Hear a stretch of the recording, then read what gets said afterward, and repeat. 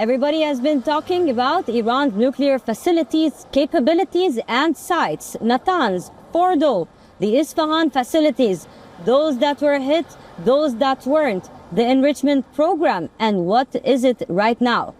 In the next story, we tell you all about Iran's nuclear capacity. Take a look.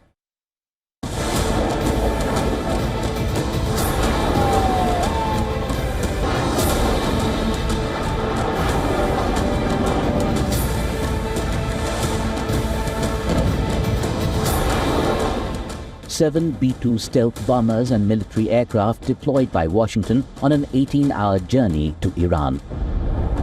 The US operation, codenamed Midnight Hammer, was focused on just 3 Iranian nuclear targets: Fordow, Natanz and Isfahan. For Fordow in particular, the US deployed GBU-57 massive ordnance perpetrators. The underground nuclear facility worked buried deep inside Tehran's mountainous terrain. Post the operation, US President Donald Trump claimed the strikes caused monumental damage, adding in a social media post, "Obliteration is an accurate term." We hear it was obliteration. It was a virtual obliteration. When you take a look at the ground above, don't forget the flame is all underground. But everything above, if you look at the before and the after picture, everything above is burned black. But are these 3 nuclear facilities the only Iranian plants suspected of enriching weapons-grade uranium? Do the other facilities mapped across Iran not pose a threat to the West? Iran operates a number of facilities that carry out the different steps of the nuclear fuel cycle. This infrastructure includes the mines where Iran extracts natural uranium and converts it into uranium hexafluoride gas. This gas is the feedstock for centrifuges that enrich uranium. Iran operates several gas centrifuge plants and accumulates enriched uranium that can be used to manufacture fuel for nuclear reactors or nuclear weapons. It also operates reactors for the purpose of generating electricity and conducting research for medical and industrial applications. The international community has long raised eyebrows over the dual use and potential of these facilities.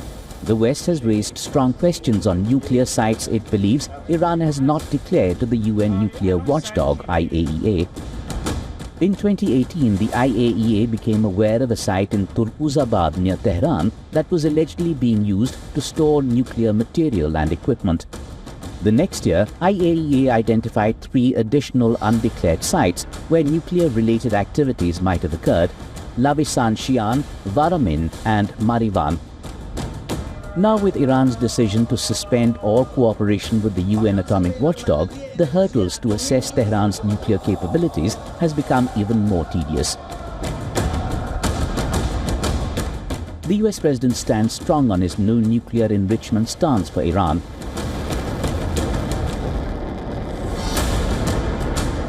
Iran, on its part, remains firm that it will continue to enrich uranium. There's also the question of the Russia hand in Iran's nuclear facilities. During the 12-day-long Israel-Iran war, Iran's long-term ally Moscow consistently warned US and Israel against bombing its nuclear power station Bushehr, one of Iran's first Russian-made nuclear facilities.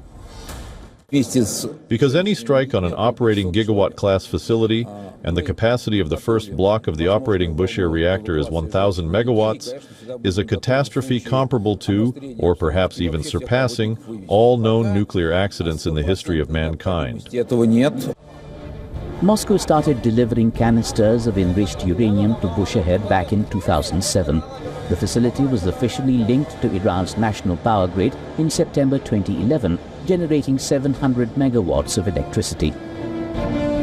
Later, an IAEA inspection of the plant indicated that the reactor was operating at 100% of its nominal power. Russia, the major stakeholder in the plant, had a lot to lose in the war, which risked the lives of 600 Russian workers deployed at Bushehr. With undeclared nuclear plants spread across Iran's landscape and the dual nature of its uranium sites, is it really possible for the West to negotiate a nuclear deal which stops Iran's uranium enrichment altogether?